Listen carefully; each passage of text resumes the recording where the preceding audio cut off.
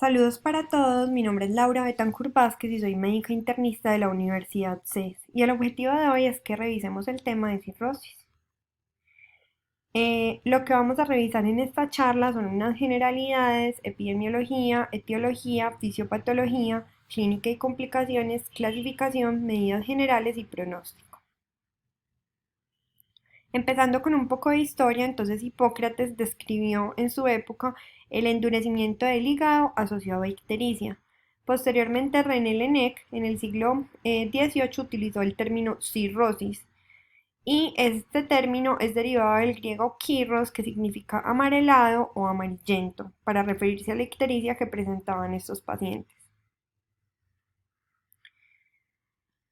En cuanto a la definición, entonces es un proceso parenquimatoso difuso caracterizado por fibrosis e histopatológicamente tiene una regeneración nodular. Esa regeneración nodular va a ser anormal. Esos nódulos se rodean por septos fibrosos y subsecuentemente va a ocurrir un colapso de las estructuras hepáticas tanto anatómicas como vasculares. En cuanto a la epidemiología, entonces tenemos una prevalencia estimada entre 0.15 a 0.3%, una incidencia de 15.3 a 132.6 por cada 100.000 pacientes año, eso en Europa, y es la octava causa de muerte en Estados Unidos y la 14ª a nivel mundial.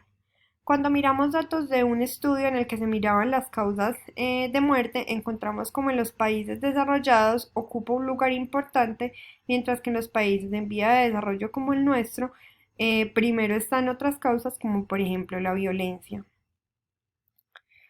Cuando analizamos la epidemiología colombiana, que realmente el último oasis, pues el análisis de la situación en salud desde el 2016, encontramos que en la mortalidad por las demás causas se refieren a las que no son enfermedades transmisibles y a las que no son enfermedades cardiovasculares. Entonces aquí tenemos esas otras, pues resto de más causas que así lo hablan en el ASIS. Aquí vemos que empieza a aparecer la cirrosis con una prevalencia estimada más o menos de prevalencia, no, perdón, mortalidad estimada de aproximadamente 15 por cada 100.000 habitantes. Al evaluar las causas, pues realmente son muchas, pero quiero que recuerden las principales. Está la hepatitis B y la hepatitis C. Los tóxicos como alcohol, recuerden que el alcohol, el riesgo empieza desde 30 gramos al día de alcohol y cuando lo miramos en gramos semanales, el valor o el corte son 140 en mujeres y 210 en hombres a la semana, gramos. Y otra de las cosas importantes es el hígado graso no alcohólico, que es cuando la grasa empieza a infiltrar el hígado y esa inflamación crónica lleva a la cirrosis. Dentro de otras causas importantes, pero no frecuentes, están causas autoinmunes, como por ejemplo la hepatitis autoinmune y la cirrosis biliar primaria, la colangitis esclerosante primaria. Tenemos causas metabólicas, como por ejemplo las enfermedades de depósito, que aquí están las enfermedades de depósito de glicógeno, la deficiencia de alfa-1 antitripsina, la galactosemia, la hemocromatosis, que es del hierro, el Wilson, que es del cobre.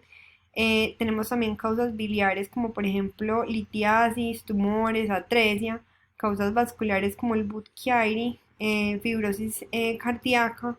Tenemos también causas genéticas como la deficiencia de lipasa ácida lisosomal y causas iatrogénicas como por ejemplo el metotrexate, las altas dosis de vitamina A. Sin embargo, lo más frecuente es lo que les señalo en azul y lo que pues ya discutimos.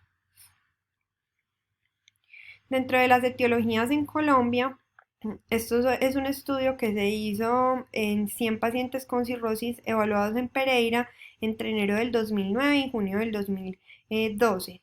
Entonces, la mitad de estos 100 pacientes eran pacientes de sexo femenino, o sea, el 50%, 35% tenían antecedente de consumo de alcohol, 11% virus de hepatitis B, 10% hepatitis C, presencia de dislipidemia y de diabetes mellitus tipo 2 más o menos 41 y 42% respectivamente, y un índice de masa corporal entre 25 y 30 aproximadamente en un 38%, o sea, mucha población con sobrepeso.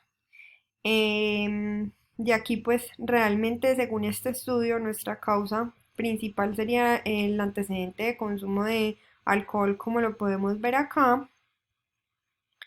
Y también la parte metabólica, que aquí la evalúan según los antecedentes, dislipidemia y diabetes mellitus tipo 2.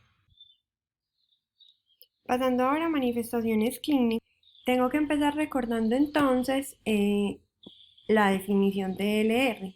El LR entonces nos hablará de la discriminación diagnóstica de una prueba. Esto lo tenemos pues que recordar porque ahí les estoy poniendo los LR de cada uno de los síntomas de la clínica. Y de manera práctica, entonces vamos a decir que, por ejemplo, un LR positivo de 10 se interpreta como por cada uno paciente que yo me equivoco en el diagnóstico, acierto en 10. Un LR negativo, que de pronto lo vamos a ver un poco más adelante, por ejemplo, si el LR negativo es de 0.1, entonces por cada 10 pacientes en quienes yo acierto, me equivoco en uno. De esta manera, el LR positivo será mejor mientras más se aleje de más 1. Y en general, nosotros hablamos de que un LR es bueno cuando está por encima de 10. Y hablamos de que un LR negativo es mejor mientras más se aleje de 1. Entonces, un LR negativo bueno, por ejemplo, será aquel menor de 0.1. Vemos entonces como la citis tiene un LR positivo de 7.2, lo que significa que por cada uno que yo me equivoco en el diagnóstico, cuando tienen ascitis, acierto en 7 pacientes, pues no es el mejor LR, pero pues es un buen LR. El Nebus en araña tiene un LR de 4.3, la esplenomegalia 3.5, miren que realmente no es un LR bueno porque lo pueden dar muchas otras causas.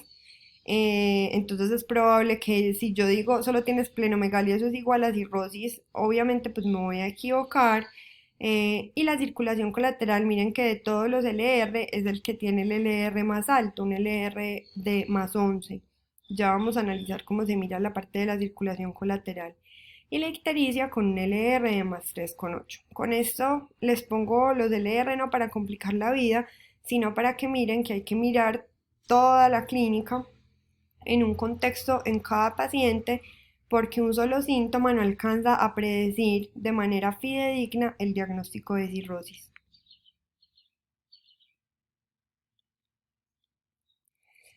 Aquí tenemos entonces la forma de evaluar la circulación colateral. Entonces, lo primero que vamos a hacer es poner los dedos para tratar de ocluir el flujo sanguíneo. Ya luego movemos uno de los dedos alejándose del otro y vamos a observar qué es lo que pasa. En este caso, por ejemplo, miren que yo alejé un dedo del otro acá y el segmento pues como de vena no se vio con flujo sanguíneo. Entonces ya lo que yo hago es que suelto el dedo y me fijo cómo rellena o cómo hace el refill la vena. Y ya luego hago lo mismo, pero soltando el otro dedo y así voy a determinar la dirección del flujo. Entonces, si el flujo tiende hacia arriba, por encima del ombligo, o sea, hacia la vena cava, y hacia abajo, por debajo del ombligo, o sea, hacia la inferior, pues hacia la vena cava inferior, acá es hacia la vena cava superior, entonces voy a tener una probable hipertensión portal. Mientras que si el flujo tiende hacia, por encima del ombligo, hacia la vena cava superior y por debajo del ombligo, hacia también la vena cava superior, entonces realmente esto es por una obstrucción de la vena cava inferior. Aquí tenemos esto es lo que llamamos pues como desde semiología una circulación en cabeza de medusa y esto es una circulación en cabeza de medusa invertida, que son diagnósticos completamente diferentes. La hipertensión portal entonces será de la cirrosis, mientras que la vena cava, la obstrucción de la vena cava inferior, eso es un tema aparte. Pasando hacia las complicaciones, realmente no es el propósito de esta charla ahondar en las complicaciones porque esto es un tema para cada complicación y no es el objetivo, pero les dejo la guía de la Asociación Europea que habla de todos los eventos, pues como de cirrosis descompensada, es la última, para que la puedan consultar si necesitan algo puntual. La citis es importante porque muchas veces el diagnóstico de cirrosis lo hacemos en el contexto de ascitis, hacemos la paracentesis y ahí hay unos gradientes que uno puede medir que hablan de que esa citis es por hipertensión portal o que es por una causa diferente. Cuando es por hipertensión portal, pues obviamente nos vamos a orientar hacia la cirrosis y además es importante darle un manejo oportuno al paciente con restricción de sodio, les damos también diuréticos, entre otras cosas que no son el objetivo. Tenemos también la peritonitis bacteriana espontánea, importante también porque puede complicar a estos pacientes e incluso pues llevarlos a la muerte.